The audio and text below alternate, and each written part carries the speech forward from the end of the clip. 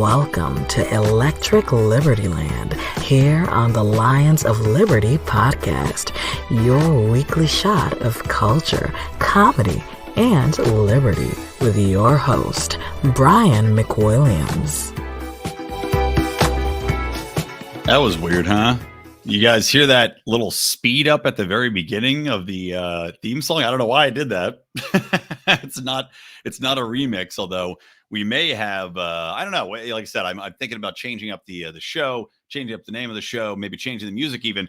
We are in a period of flux here at the Lions of Liberty, but I think exciting things on the horizon, guys, starting in January. So stay tuned. We just had a business meeting about that, and things are afoot. However, this show remains the same as of right now. Welcome to Electric Liberty Land. I am Brian McWilliams, the man with the plan for New Amsterdam. No, I actually have no thoughts about New Amsterdam other than probably it's in another sort of lockdown like most of Europe is. As you know, as I shared last week, I was at the Austrian Economics Conference in Vienna. Made it out of there just in time, apparently, because they are locking everything down. They are, once again, forcing people to get vaccinated. Otherwise, they're going to basically stop them from doing anything and everything. Of course, this follows the basic premise that lockdowns work, which we know they don't. We know there's no empirical data, and we know that people lie about it. All of these governments that say that they work, and the head of the CDC head just went out there and said that lockdowns work. In the countries that really did them, right, that really locked down, that they were effective. What's he basing this on? Data provided to him from China. Now, are we really going to trust the data that's being provided to us from China, an authoritarian regime that is notorious for not telling the truth when it comes to basic matters of state, of health, of money, of anything, basically? We're just taking them at their word that their lockdowns were highly effective and that their case rates dropped precipitously when we compare it to literally any other country, including Peru, which also had some of the most draconian lockdowns. And Peru had some of the highest rates of death, some of the highest rates of hospitalization, of cases. Ridiculous. And this is across the board. China is the exception, not the rule. But yet, our CDC director is saying that, you can see that they worked over there because Xi Jinping told me so. Okay, dummy, you keep believing that, Jed. Anyway, I do not have a lot of time today. Apologies. Also, you're not going to see this on YouTube. I'm providing a video so you can watch it on Rumble and on Odyssey because YouTube gave us another strike. We don't know what for. Something said during a conspiracy corner, which wasn't even for the broader public, by the way. Unlisted. For the Patreon, you can go and support us, patreon.com/Lions of Liberty. We can't get ad revenue from any of the almost 6,000 supporters or 6,000 people that subscribe to our YouTube channel because we were demonetized. Don't know why. Can't get it back. That's big tech for you.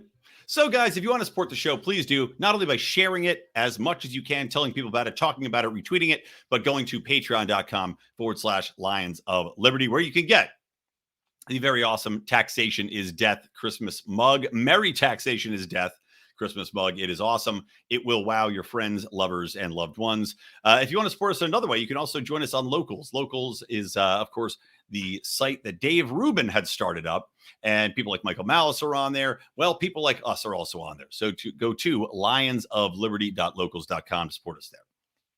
Now, before I jump into the show, which is titled, as you might have seen already, that the elites are scared and the Democrats are panicked. And I will explain why I feel that, why I'm seeing that, and why I think it's a damn good thing for us and for liberty.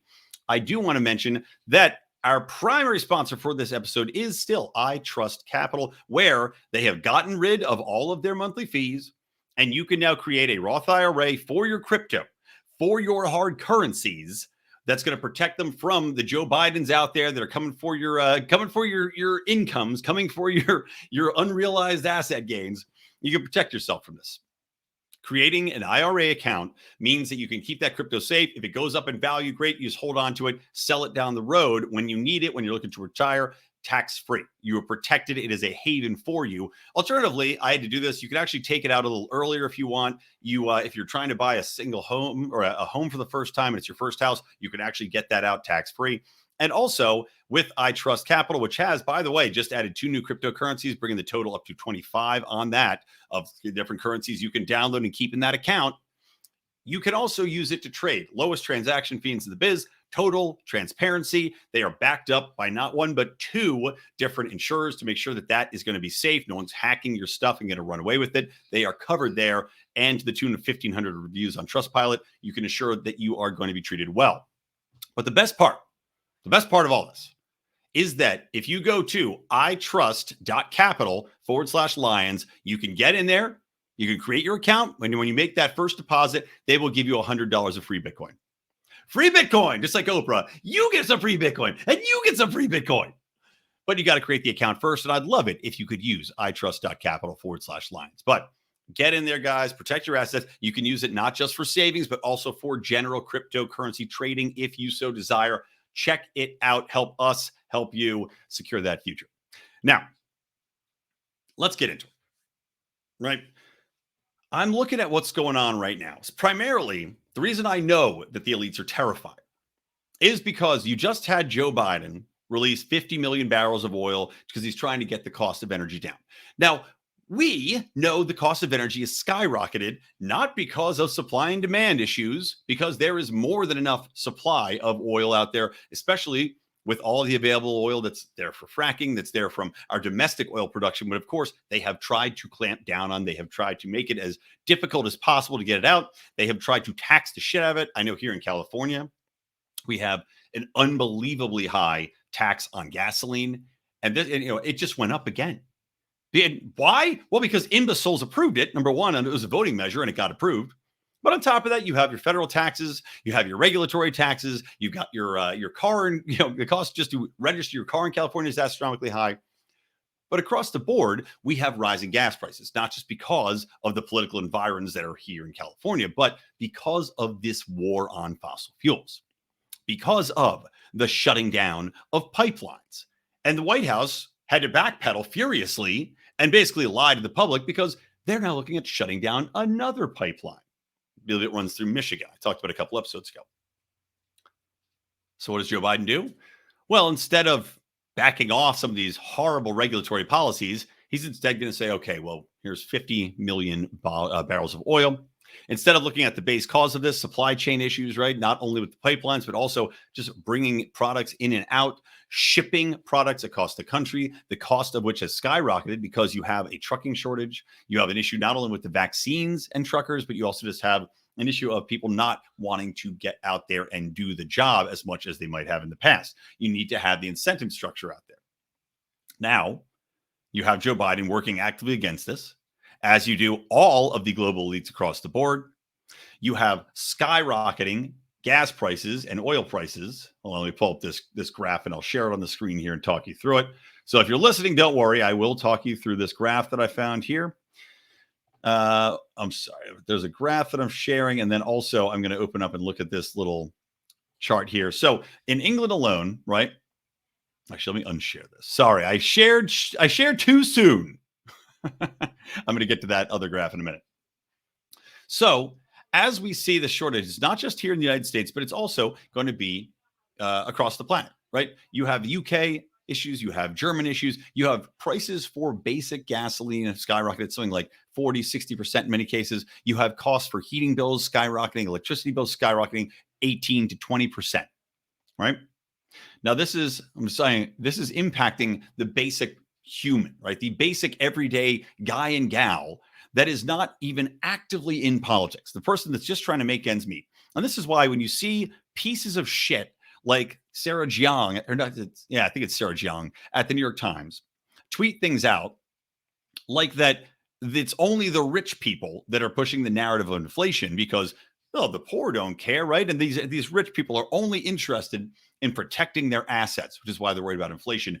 You know that the active lies are being told. You know that the corporate press is working for the elites at the top that are trying to spin this narrative away from the fact that everyday people are feeling the brunt. And those everyday people are what are truly in danger, or truly the most danger to the people at the top here. So let me just look at this. UK household bills have risen by 28%. Electricity bills, 20%, nearly 20%, right? And that's including your everyday bills for food, that's including your energy, that's including your transportation, et cetera. Not only that, but we're seeing now, and this is the story, the real headline of this story, you're seeing now that all of these British people are Googling how to get help paying their energy bills. Now, on one hand, you could say, okay, well, then they're just going to fall back and look to the state to help, right? With different programs, money printing. I get letters in the mail from California and from the federal government saying, hey, we can help you out with your energy bills. Fine. Naturally, that's what they're going to do. But at the same time, nothing they can do is going to be fast paced enough to help these people in the immediate future. That means these people are going to feel pain, just like you see with the supply chain issues, just like you see with everything on the grocery store shelves, costing an exceptional amount of money more than it used to. That is outpacing any measures that are being taken by the government. These people, right, they can tell you whatever. Joe Biden can tell you that the supply chains are going to get eased, right? That they're going to have people at the LA ports, which still has something like 120 now carrier ships outside in the oceans floating around, probably polluting the shit out of everything in the harbor, right? The irony of these global elites that push the climate agenda and yet have ships out there dumping waste and polluting in the harbor and just making it a cesspool as 120 plus of them sit out there for weeks at a time. But you have them promising, oh, the ports are going to run 24/7, right? And that's going to fix everything. No, it's not going to fix anything. And it's not going to fix anything for a long time because they have fucked this pooch so hard that it now can't even go to the dog park. It's far too ugly. that pooch ain't getting no leg humpings going on anymore. So they're falling behind, right? There's a lot of lag in regards to this. The same thing's happening with energy. The same thing happening with food. So the average everyday person is panicking. And like I said, there's no response to this that's going to catch up fast enough. So what's going to happen next? Now you've got holidays. Now you have people at home. Now you have extra costs of living coming around. People are going to get extra pissed off. Right? And that is what leads you to turn to the elites and say, okay, what's the next step for them? Right? We see them releasing these 50 barrels of oil. Okay, fine. Well, that might help in a tiny bit, but that's not going to turn the tide. You see them panicking and trying to talk about lockdowns again, because if there's one thing that maybe they could figure out that might calm people down, actually, I can't say calm, but that will put people in their place, it would be another lockdown, which is why I think you're hearing more talk about the lockdowns. You're already seeing, by the way, them try to get in front of all of the effects of this vaccine mandate they're pushing through, which we know now affects children. You know, their hearts, they have leaking hearts, they have heart attacks that are happening, especially young athletes. You're now seeing them try to get ahead of that wave of hatred that's going to come back at them by putting all these ads on subways, by warning about, oh, you know, it's not unusual for a child to have a heart attack. Bullshit. Bullshit, it's not. So they're trying to get ahead of that, right?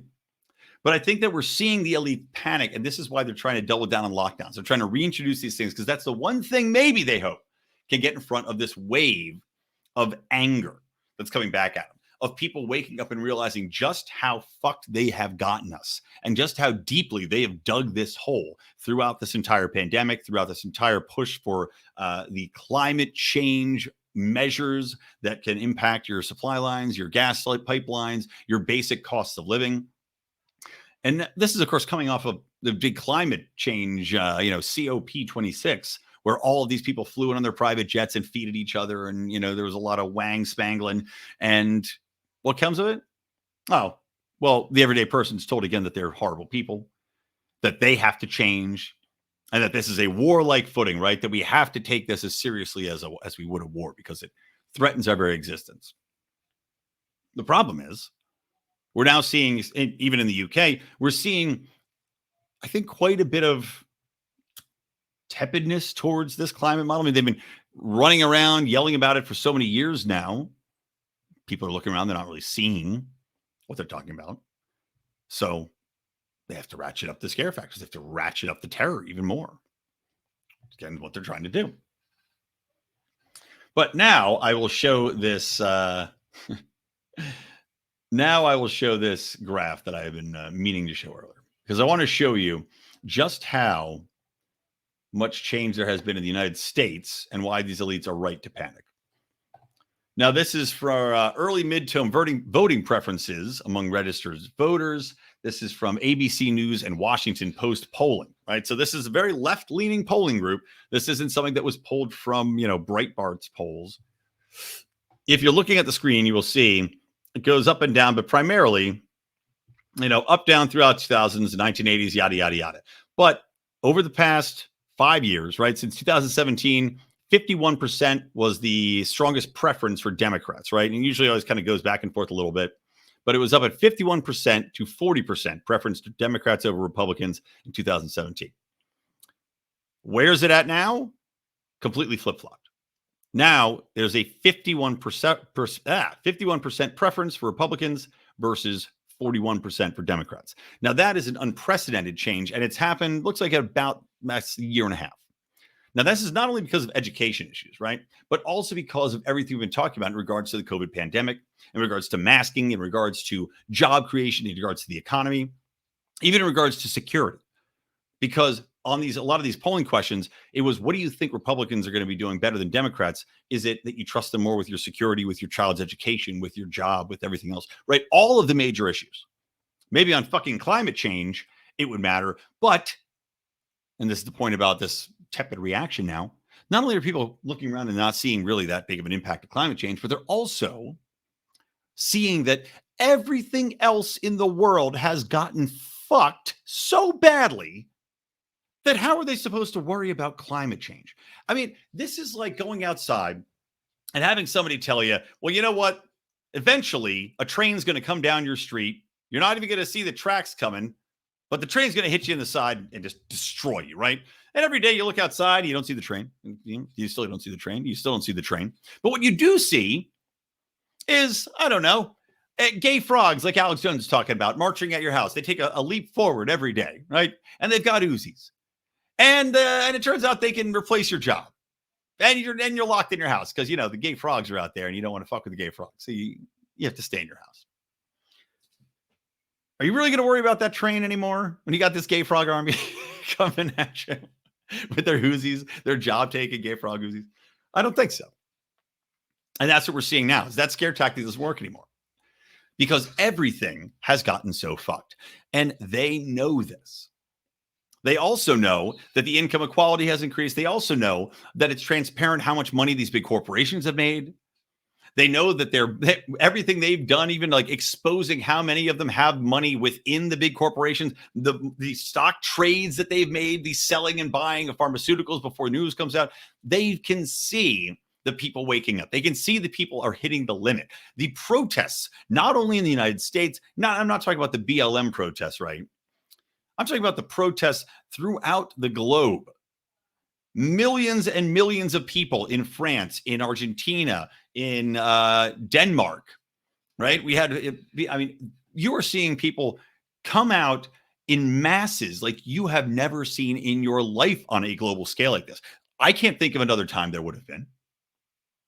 Think about it. At what point in history do you have millions of people marching for the same reason at the same time when they're not being told that they're at war? I mean, that's the only other time I can think of is during a world war where you literally had armies on the ground, boots on the ground, and people fighting each other. Except the boots on the ground are not fighting each other anymore. They're fighting against tyranny. They're fighting against medical and, sci-fascism and authoritarianism. That's what they're fighting for. They're fighting for their basic abilities to go out, live their fucking lives, raise their goddamn children, and be out in public and be able to fraternize, to be able to go out, make money, support their family, be able to walk around outside without having somebody scream at them, be able to go inside a cafe and get a drink or get something to eat without having somebody come and say, show me your papers, and I'm going to fine you €1,500. I'm going to send you to jail. I've never seen mass protests like this in my life. And the elites are fucking terrified right now. Terrified. Now, what do elites do? What do the people in the power positions do when they're threatened? Well, the propaganda seems to have broken down. The propaganda seems to have not worked this time. It may have worked in the beginning, but they've played this game too long. So like I said, the only alternative now is to lockdown, which is why you're seeing it. which is why you're seeing people forced to stay home, forced to stay in the house. And this has a double benefit too, because if you're forced to stay home, if you're forced to lock down, well, that's one way that they can solve the supply chain issue, right? If you're only allowed to go out of your house to shop one day a week for 25, 30 minutes, as they did in some places like the UK, like Italy, I believe France had a similar system, Peru. If you can only go out and shop for half an hour a day and you're limited into what you could buy because it's a pandemic, remember, well, then everybody's not going to notice just how fucked up this shit is anymore, right? They're going to be limited. The problem is people aren't going to take it this time. And see that by the boots on the ground, the boots in the streets. This fucking computer, I swear to God, man, this fucking computer keeps goddamn lagging and it's making me lose my fucking shit. This fucking brand new goddamn computer. Just makes me want to smash it against the goddamn wall. The other thing you're seeing, by the way, is you're seeing the elites try to blame all of these supply chain issues, all of these massive increase in costs, not on inflation that they caused by printing trillions and trillions of dollars out in the meantime, while not actually helping economies function, while bailing companies out so they didn't have to pay people more money. No, that can't be it, right? It's not inflation. It's not that they had fucked up. According to people like Elizabeth Warren, it's price gouging. Price gouging. And she's saying that's oil companies because they're trying to jack up their prices to turn a bigger profit. Now, oil companies, I don't think are saints. I wouldn't credit them with any sort of universal good for the world. I mean, well, fossil fuels are universal good, but I don't credit Shell with that. I don't credit fucking Exxon with that. But Elizabeth Warren had said on, you know what I'm going to say, right? Where did she say it on? That's right, Joy Reid's fucking show. The Readout, which somehow is still on despite the fact that nobody watches it. This is the only time anybody talks about these shows. CNN, almost every show on their network. MSNBC, almost every show on their network. Nobody talks about these shows except in the context of pulling a clip out of something stupid a politician said and then sharing it on a podcast like this or tweeting it out. That's the only time people talk about these shows. But Elizabeth Warren was on the Readout, which somehow still has been canceled, and said that price gouging is to blame. The average gallon price for unleaded sits at $3.40 nationally, up about $2.11 year over year. Highest time since 2014. And she said, it's great news for oil companies and their competitors and their shareholders. Yeah. Quote, Chevron, Exxon have doubled their profits. It's not about inflation. It's about price gouging for these guys. Oil companies say, I think it's just another opportunity to make profits, and we need to call them out on that. Now, I'm sure that these companies are looking to find profit. I'm sure that they are more than willing to take a profit here. But if there is also a problem with supply chains coming through, if there's also an unbelievable emphasis on taxes and regulation for that industry and for everything that goes into that industry and supports that industry on a basic standpoint, you're going to have a shit ton of cost increase. But I like that with saying this is the oil companies that are price gouging, she's not just saying it's the oil companies, right? And maybe you can say, Brian, you're looking too much into this, but I don't think so. Because she's making a case that not only should you view these price increases from oil companies as not inflationary, but as gouging. Well, so is it with every corporation, right? So is it with McDonald's. So is it with everything Target has on the shelves. How dare the good people at Pillsbury charge more for bread? And it can't be simply that the cost of wheat, the cost of manufacturing, the cost of getting their employees to actually show up has astronomically increased because we now have nobody working to take the harvest in. We have nobody working in the factories, and nobody can replace those people because everybody's sitting on a lump sum of cash that they were sent by the government and then had a rent moratorium put into place so that they didn't have to pay rent or anything. So what else do they have to do? But it can't be that all of these inflationary all of these supply chain problems, all of these COVID lockdowns, all of these fucking bailouts have led to this unbelievably horrible situation, right? It can't be that. So this is the Hail Mary to blame the corporations. The favorite thing for anybody to blame on the progressive left, the favorite thing for politicians to turn on, right? Anytime something goes bad, it can't be us.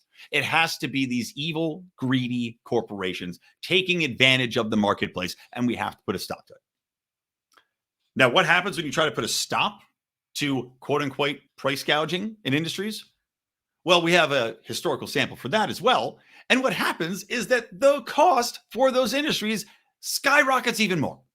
3 times, 4 times, 6 times, 8 times. Doesn't really matter. We looked at Venezuela. What happened when they tried to limit their inflation? Of course, Venezuela, which had printed money to give everybody, just like we did in the United States during the pandemic, right? Let's just going to send everybody all this money all the time. Don't worry. We'll give you $10 trillion. It doesn't matter how much things cost because you'll have $10 trillion. Naturally, the price just keeps going up. But they did this famously with baked goods over in Venezuela. They said you can only charge this set price for these baked goods. Now, what naturally happened is that all the bakeries went out of business because they couldn't purchase said goods for that cost. To make the product at that rate was physically impossible. There is no way they could get the product without bankrupting themselves in order to provide the product at a substantial loss to the consumer. And that, I guess, is what Elizabeth Warren wants to do here. Destroy our fossil fuel industry because you can't price catch people. Now, she's not calling for any, I don't know, nothing I can see that's actually hardcore here. She's not calling for a shutdown. She's not calling for a price halting because Elizabeth Warren probably knows how that would turn out. She knows what would happen, but that's not what her interest is. Her interest is simply in providing a scapegoat so that they can get away with it. Because these people, the elites, are very scared of this public that's in the streets, the public that's going to turn on, the public that now can't get their gas at the pump, they can't feed their families. They are getting very, very scared. Now, the Democrats, as Elizabeth Warren has seen here, are absolutely panicking because of the polling that's coming out, because they have systematically fucked and targeted every industry, every single thing that's close to the hearts of virtually every American. I mean, I can't think of a strategic way you could fuck yourself ever. I mean, in a higher fashion than what the Democrats have done here. Let's just list them through it. And again, apologies, guys. Like I said, I've been so swamped today. My thoughts are going to be a little bit more scattered, and I don't really have a plan. I'm just going to kind of talk. But strategically, they went after education with this CRT bullshit. They went after education with masking, with not allowing children to go to schools, with basically abandoning the future, the education of millions of children in this country in lieu of satisfying the COVID lust and the basic laziness of teachers' unions, right? Who refused, teachers' unions who fought tooth and nail not to go back to school while getting paid their full salaries, while getting paid their full benefits, just sit on their fucking asses in front of a computer all day long. And in the meantime, you had 50% failure rates for children, right? 50% failure rates. And they doubled down on that by saying that parents would be held accountable. Parents could go to jail if their children were not sitting on that Zoom call, that Zoom teaching lesson for 8 hours a day, which is virtually impossible. It means that the parents can't simply go to work. You either have to have a babysitter or a relative sit there, watch that kid all day long to make sure that kid's sitting on that Zoom call, or the parent has to sit and watch them all day long. Good luck. So you have a person, you've already cost them a lot of their income. You had industries like me and public relations, my wife, and furniture that were just devastated because the government forced lockdowns and forced everybody to go home, and corporations weren't going to work and weren't operating and firing everybody. So now you have this person you fucked over their job and their income, or they're very tenuously holding on to it, that has to sit with their child all day long on Zoom as the kid learns virtually nothing, because the lesson plans were shit, because in-person learning is far more valuable than Zoom learning is going to be in these environments. And you see the results. Kids failing out, kids having unbelievably terrible grades, kids not paying attention, kids basically that need to do the year over again, essentially. And in the meantime, other kids who had to wear masks to school that are going to have disabilities as far as learning, or I should say disabilities, are going to have some sort of impact to the way in which they learn, the way in which they form sentences, the way in which they can speak, the way in which they can interact. You're going to have social and empathetic, I can't think of it, inflections. I can't think of the word. Disadvantages imposed on these kids because you're not going to have this simple way in which you learn to interact on a physical, emotional, status of, I can see you're happy, I'm going to react like that, I'm understanding what you're communicating to me. That's simply not going to exist. When you have people that are forming those mental connections, those neural connections in their brain, you're going to have some severe fallout from that, and we're going to see it very soon. So Democrats kill education, right? They kill the jobs market off, and you see that when you compare the states that locked down harder for COVID versus those that didn't, typically blue states versus red states had far greater outcomes, right? Far less job loss, didn't even have COVID cases skyrocketing as much as blue states did, and their economies were much better off. So naturally, people looked at that. They go, that's pretty fucked up. So they ruined the economy. Not only that, but now because of the supply chain lockdowns, you've ruined people's ability to put food on the table, to get to work, skyrocketing gas prices. Not only that, but you also look about how people go just their daily lives, their daily interactions, right? People know and feel in their hearts how badly their main streets have been impacted. When you have a third of restaurants shut down, everybody knows a restaurant that's gone. Everybody's across the board. It's hard not to find somebody that had a personal connection to a restaurant, to a small business, to whatever it might be that shut down, somebody that lost their job, that's never going to get that back. I mean, these Democrats really have put themselves in such a position where they should be panicking, and they are panicking. And they have reached a point where all of this rhetoric, all of this highfalutin progressive bullshit they're pushing is not working anymore. Even when it comes to Black Lives Matter and race and all this other shit, they still harp on to this day. You look at the Kyle Rittenhouse trial, which, yeah, the hardcore insane progressives still think that he's guilty, that there's no right to self-defense, and that these men were heroes, right? But the rest of the country has woken up. They see a pedophile. They see two thugs that are out breaking shit, that are out there, that are armed themselves, that are violent. They see these people and they go, maybe those people deserve to get shot. Maybe this kid deserves a right to self-defense. And even some of my more progressive friends I've talked to are still feeling that way too. They still feel maybe these people deserve to get shot. If we can win that, or this is a guns issue, this is a race issue, all tied into one. But if the everyday person can see through that, even if they're a progressive liberal person, even if they can see through that, the Democrats are panicked. And everything that happened with the Black Lives Matter movement, which now, by the way, has an approval rating of like 15%, went down from 75 to 15% for the past year because of the constant rioting, which liberal DAs continued not to press charges, put people right back out on the streets where they could continue rioting, where they made excuses for the billions and billions, the most expensive riots in the history of the country, by the way, billions upon billions of dollars of damage done, where you had apologists like CNN with that hilarious, fiery, but mostly peaceful coverage, as well as all these other apologist media.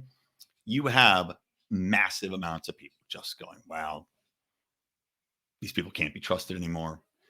They've lost my vote. They've lost my confidence in their ability to have any say over what I do with my life, because they have ruined my life and so many other people's lives over the course of this past year. So, very exciting times. And man, those 2022 midterms cannot come soon enough, because I'm excited for the route. I mean, there's no chance libertarians do much of anything in it. No offense to my libertarians out there. We all know it, but I'm hoping that enough momentum can get behind this wave that maybe some libertarian-leaning Republicans get in there. Maybe people have gotten so red-pilled by everything that has been happening. And this is why I say, I'll continue to harp on this. This is why I say we have an unbelievable opportunity now, more than almost any other time I could think of in my entire life, to get people to think about individual liberty, to think about how the state is evil, how the state has been the boot on their neck and is looking to continue that, to make it transparent to people and convince them, look, there's a reason they're pushing these lockdowns again, and it has nothing to do with COVID. It's all about fear. It's all about control. It's all about indoctrinated authoritarianism. And it's all about dividing the family unit, which I've talked about before. Every single thing I named, right? Education, race, climate, jobs, economy, all of these things are designed to break up your human or your family, to break up that family unit so that you have one alternative for your truth, for your income, for your backup, for your health care. That's the government. Going to continue to harp on that until everybody agrees with me, because it's becoming very obvious that is what the case is. Oh, and then one last thing just to wrap this up, guys. I thought this was kind of funny. there is a global organization, according to Luke Rockwell's Joseph Mercola. I read a lot of Joseph Mercola. He's a good guy. There is a International Grand Committee on Disinformation, apparently, coming out of 4 members of the British and Canadian parliaments. Damian Collins and Ian Lucas from the UK, and Bob Zimmer and Nathaniel Erskine Smith from Canada, that have developed this International Grand Committee on Disinformation. And naturally, they have subject matter experts weighing in. And this is a function of the group is to be a forum for information sharing, collaboration, and harmonization of policies to achieve common goals among democratic states. And wait a minute, what? Never mind the fact that I don't know what this sentence means. Honestly, it started off as a quote that made sense and just quickly went into a quote that made no sense whatsoever. Anyway, point is, they're trying to weigh in on free speech issues. They're trying to weigh in on what can or cannot be shared or said online, in newspapers, the battling of disinformation, quote unquote disinformation. Now, this harkens back to something that AOC had wanted to call for. You know, she wanted a commission on truth, a commission on disinformation. And of course, this ties into what I was saying before about the government becoming the all-encompassing source of wealth, healthcare, truth, sympathy, all of those good things, right? And this is that one key stool peg that's holding up this government authoritarianism is the Ministry of Truth, right? To harken back to 1984. So this is the creation of the Ministry of Truth. Disinformation is simply another form of that. And these people want to push it because they know, again, controlling information is the key to population propagandization. There we go. I got that out. It is the key to keeping people afraid, in the dark, keeping them complacent, whatever the need might be. Information is the key. And they know that the internet is the great gatekeeper, and everything is available on the internet, right? You can find different sources of information. If they can crack down on that, if they can get in between that information flow that's being put out there and the general population, then they know that they can control them. So this is just simply another tool in that toolbox. Just throwing that out there. So I thought it was an interesting little story. And the last thing, just tying into supply chain issues, shortages, and the like, I thought this was kind of funny, is that, you know, I didn't think about this previously, but federal workers are mandated to get the vaccine, right? At this point, more than 90% of the workforce has received at least one shot, according to the White House. And in accordance to the Monday, let's see, the deadline. When is the actual deadline? I can't find the actual deadline here in this article. Oh, January 4th, right? So you have all these people getting vaccinated. The problem is we now see massive vaccinated people getting COVID. We now have, in fact, more, if the data coming out is to be believed, and I don't know why it wouldn't be, because it doesn't go with the general narrative that the vaccinated are protected. We now see in the UK, in the US, people that are vaccinated are now the ones that are coming down with COVID, that are going to the hospitals, etc. So are we now, because if you look at all the industries, right, all the workforces, the federal government seems to have the most vaccinated workforce in America, if this is to be believed, 90% with at least one shot. Are we now going to see a supply chain issue hit federal government workers? Are we now going to see all of these people get sick and start to call out? Are we going to see the DMVs have massive backups? And I haven't been to the DMV in a while, by the way. Maybe it already does. It always has huge lines, but I make an appointment like a smart guy here in LA. But are we going to see the Postal Service take a hit and have absolutely snail slow delivery times because you have a younger population now that's getting double vaxxed up? They're going to start having their heart issues. Or the Postal Service has two sides: younger people, typically people of color, or older people that are white. Old white people, younger people of color. That's who's in the Postal Service. So are all the old heads going to retire? Are the old heads going to get sick? Are they going to be hospitalized? Are we going to see our DMV start failing? Are we going to see the IRS start coming down with COVID and having shortages there?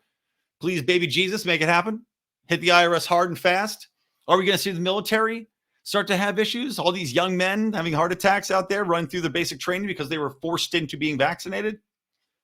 These are the things I think about when I'm reading through the news. These are the things.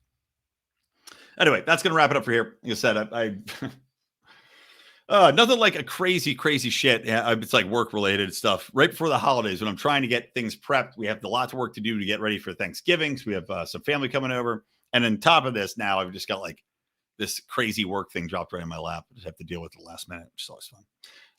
Sucks. Fucking sucks. You know, it doesn't suck. Burning Daylight. Great podcast from our buddy Matt McKinley, guys. Burning Daylight is fun. It's basically, if you want a podcast that is also from a cowboy, legitimate ass cowboy, well, listen to Burning Daylight. It's fantastic stuff. Also, I'm trying to find out. Oh, no, I can't find it. I was gonna mention one more thing on the show here, but I can't seem to find the information fast enough. But such is life. I'll have to hit you with the next show. I'll just wrap up by saying, again, guys, go to join the Patreon and please share our show. It makes a huge amount of difference and really does impact, having just one share to one person about the show makes a huge difference to us. And especially as now we're getting YouTube fucking us every 2 weeks, it seems. I mean, that's probably going to disappear soon enough. So that's 5,600 people, almost 6,000 people, I think. I haven't looked at the numbers recently that are now going to be deprived of our show after the tech powers that be come after us once again for nonsense. So more important now than ever that you tell people about this show to help us keep it going and to spread the sweet words of liberty that flow like honey out of my mouth and into your ears. So, honey ears is from me, Brian McWilliams, from the Lions of Liberty and from Electric Liberty Land. Always stay plugged in to liberty.